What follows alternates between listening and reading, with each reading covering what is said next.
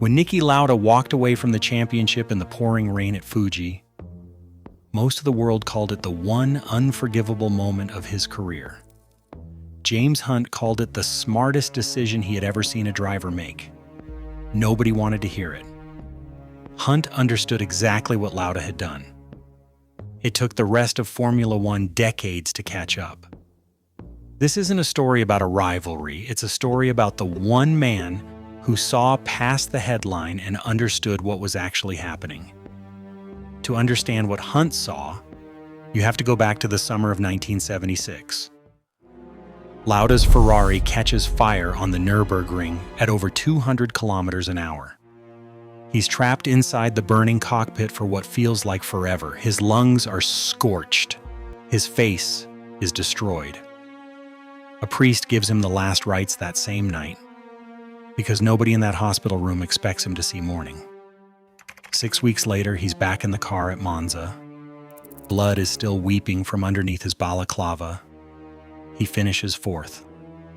The world calls it the greatest comeback anyone has ever witnessed. And in a lot of ways it was. But here's what almost nobody understood at the time, including most of the press writing that comeback story. Lauda didn't come back because he was brave. He came back because he had calculated with total precision exactly how much risk he could survive and exactly how much performance he could still extract from a body that had nearly killed him twice in 1 year. Bravery had nothing to do with it. It was pure, cold arithmetic. And Hunt was one of the only people in the paddock who actually understood that distinction. Hunt and Lauda had shared an apartment years earlier, back when they were both broke young drivers trying to find a way into Formula One. They knew each other in a way the press narrative of bitter rivals never captured. The public wanted Hunt the playboy against Lauda the machine. Two opposites locked in combat. The truth underneath that story was closer to something else entirely. Hunt understood exactly how Lauda's mind worked because he'd lived next to it. So when the championship came down to the final race of the season in Japan, in weather so bad that visibility on the main straight dropped to almost nothing, and Lauda pulled into the pits after 2 laps and simply stopped, most of the world reacted with disbelief. Some called it cowardice outright. Others were kinder but still confused because giving up a world championship you were leading in the final laps of the final race wasn't something anyone expected from the man who had returned from a burning car 6 weeks after nearly dying in one. Hunt didn't see it that way. Hunt understood immediately what Lauda had actually done, and he said so publicly at a moment when almost nobody wanted to hear it. Lauda hadn't lost his nerve. He had made a decision using the exact same calculation that got him back in the car at Monza in the first place. The risk in that specific moment, in that specific weather, no longer made mathematical sense against the reward. A championship point was not worth what a second fire might cost him. And crucially, that decision required more control, not less, than continuing to drive would have. Anyone can keep their foot down through fear or pride or the weight of public expectation. It takes something rarer to stop the car when every incentive in the world is screaming at you to keep going. Hunt went on to win that championship by a single point, in weather almost as bad, on the same track, later that same day. And when journalists tried to frame his win as proof that Lauda simply hadn't wanted it enough, Hunt pushed back directly. He said, in essence, that Lauda's decision took more courage than his own choice to keep racing. Nobody quite knew what to do with that. It didn't fit the story anyone had already written. This is the part of the story that took years to actually land. Because Lauda didn't fade after Fuji, he didn't retreat into caution or lose his edge the way a broken man supposedly would. He won another championship 2 years later. Then, after retiring and unretiring, he won a third. Years after most of his generation had either quit or died, in a sport that was still killing drivers on a regular basis throughout that entire era.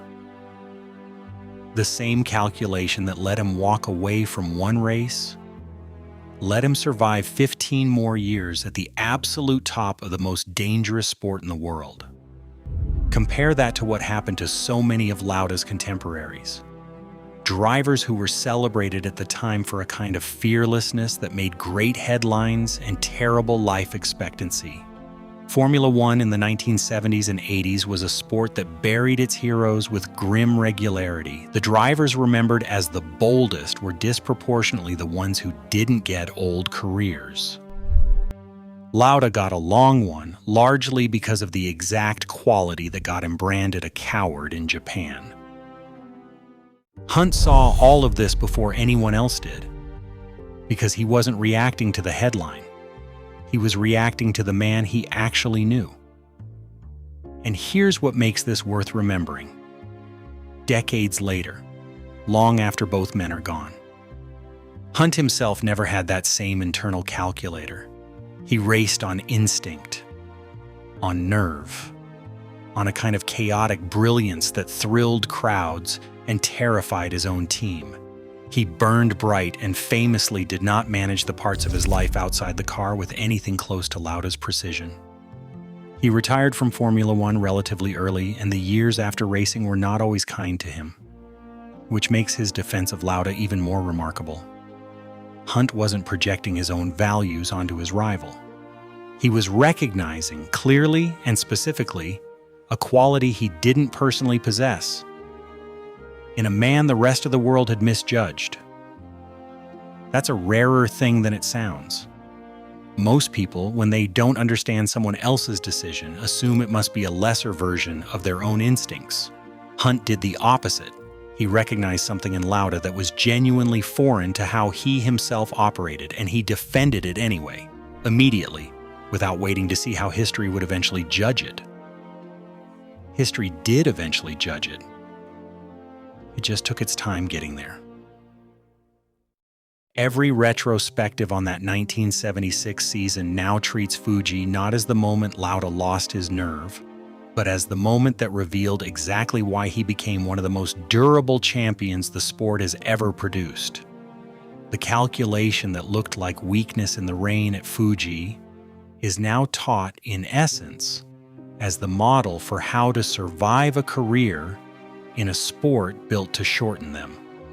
What took the rest of Formula One years, in some cases decades, to fully understand, Hunt already knew standing in the paddock that same afternoon.